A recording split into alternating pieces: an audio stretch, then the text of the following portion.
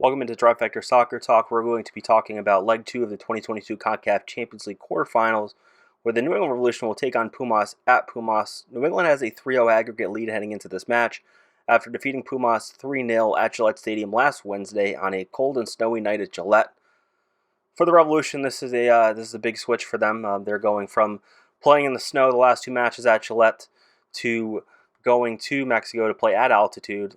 65 degrees probably is going to be the temperature in the game here. So it's going to be a really interesting match for them, especially different from the last couple of weeks that they've had to deal with in New England. So we're going to hear from Revolution Sporting Director Coach Bruce Arena on Foxborough. Well, clearly, the game's different for a lot of reasons. Weather conditions. Last game was snowing and probably 30 degrees in Foxborough. Here it'll probably be 65 degrees at kickoff on a good field and probably a good crowd. Entirely different from the scene we saw in Foxborough. And Bruce doesn't seem too happy about playing in Foxborough. Didn't seem too happy about the playing conditions, the crowd, the stadium. I don't know if Bruce is just frustrated, but certainly hasn't been thrilled with the conditions that his teams had to play here in March in Major League Soccer and in CONCACAF Champions League at Gillette. I wouldn't be too thrilled either if I had to play in the snow, but certainly sensed some frustration from Bruce in his press conference heading into this game. I think it's fair criticism to look at a team that was up 2-0 at home in the 78th minute and ended up losing that game 3-2. I think it's fair to criticize them, fair to criticize Bruce Arena on, his substitutions and his approach to the game, and his team's quit at the end of that game. And is it a one-off? So far it is, right? We haven't seen this Revolution team do that. In fact, the Revolution team hasn't given up a 2-0 lead at home since 2007. So clearly it's a one-off, right? But it's going to be interesting to see how this Revolution team approaches this game against Pumas, because they need a bounce back here. It's going to be very difficult for them to get a result in this type of environment, but that's what they're looking to do. So we're going to hear from Sebastian Lletget on bouncing back after Saturday's loss. That game was one of the craziest things that ever happened to me on the field. I mean, being up 2-0 and then going down 3-2 in 10 minutes. It's But again, I don't know. It's like the soccer gods are talking to us and are preparing us for this Pumas game. Because that's something that can happen. That's just the reality of this game. You lose focus.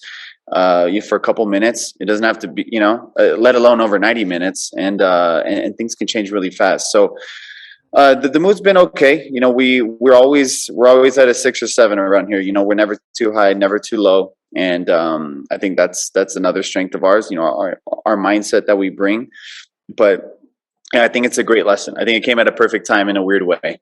So it's going to help us. In this match, I'm looking for the Revolution to go with a more choice starting lineup against Real Salt Lake. Part of the issue they had was they rotated 7 of their players out of the starting 11. So I would look for them to go with a more choice starting 11. You're going to have Carlos Heel, Gustavo Bo back in the lineup, as well as Brandon By, DeJuan Jones at outside back. So I think you'll get a more choice starting lineup.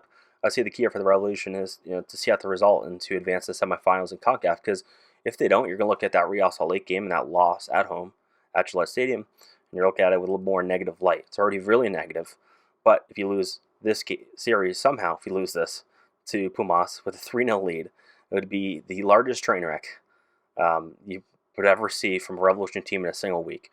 Probably just as bad as a Bride Friedel error if they fall apart here. So theoretically, this should be a fairly easy advancement for the Revolution, but ultimately you sort of paid that sacrifice against Real Salt Lake, not going with your choice lineup to be able to put the best lineup on the field possible for this match against Pumas. One of the things that's been impacting the New England Revolution is injuries. One of the injuries that is currently affecting them is Henry Kessler, so we're going to hear from Bruce Arena on Kessler's availability. Nothing on Henry. The injury that's affecting the Revolution is Matt Turner. There's been a lot of talk online in regards to Turner's status and when he got injured. Based on what the team says, Turner could be back any weeks. He's been wearing a walking boot, and he suffered the injury in Los Angeles with the team in preseason. There's been no update, though, in regards to Turner. He's still listed as questionable for this game. Highly unlikely he's going to play against Pumas on Wednesday. One of the things that will be interesting to see in this game is how the Revolution respond to playing at elevation. So we're going to hear from Bruce Arena on playing at elevation. Well, it's a factor. haven't experienced it yet because we haven't been outside to train. We will today. My experience in the past is it's a factor, but we have conditioned athletes, and they're well informed as to what to expect. So we'll be as hydrated as we can be. We're fortunate that we're playing in the evening and not during the day, where obviously the temperatures are a lot warmer. So I think we'll be fine. The Revolution are going into this game with a 3-0 lead over Pumas aggregate score. If they score one goal, it ends up forcing Pumas to score 5. So this is an interesting situation for them. They could go in looking for that early goal, or they could go in just looking to sort of keep Pumas at bay. So we're going to hear from Bruce Arena on the approach heading to this match, and then we're going to hear from Sebastian Lletget on the thought process of heading into this match with the lead. Right? I mean, common sense would tell you it's our approach is certainly different. We don't need to score goals. They do.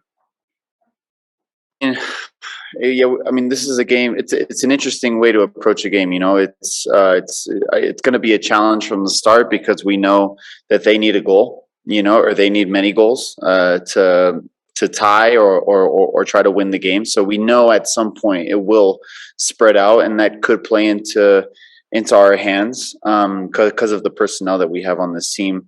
But we gotta be careful. It's gonna be a mental exercise because even though we're 3-0 up, I think the group needs to just stay focused and honestly play it as if it is 0-0. Obviously, as the game goes on and they don't score, we know it's going to open up and there could be opportunities there to capitalize. But it's going to be tough. It's going to be a really tough game. For the Revolution, they've played in Portland at Providence Park, so that was a pretty good environment for soccer. But last couple matches have been at Gillette Stadium, and it's been in cold weather, so there hasn't been huge crowds there. So they're going to play at a very hostile environment, not only with the elevation, but playing in front of potentially a large crowd at Pumas. So we're going to hear from Sebastian Lletget on the atmosphere of the game. Yeah, I mean, it's going to be. I mean, that's the beauty about these types of tournaments. You go to New England and you play in Foxborough, and it's the weather and you have to play on artificial turf, and that's an advantage towards us. And now we go to Mexico, and it's going to be a crazy environment. We don't know exactly the weather yet, but the altitude is going to play a part. So there's so many different factors and aspects to the game, but we're aware of it. Today we're going to get a feel for it at the stadium. And again, this is the beauty. I love these games. We are ahead, but we have to be so focused. And we learned this past weekend how quick things can turn around. So I think we just gotta stay focused. That's it for Trifecta Soccer Talk. We'll be back after the Pumas game to recap the game. We won't have any highlights because CONCACAF doesn't let people really promote the game. So there won't be any highlights, unfortunately, but we'll hear from post-game reaction, then my thoughts, because it could be a really interesting game depending on how it goes. Make sure to follow me on Twitter at Tanner Abello and read TrifectaNetworkSports.com. Thank you for watching.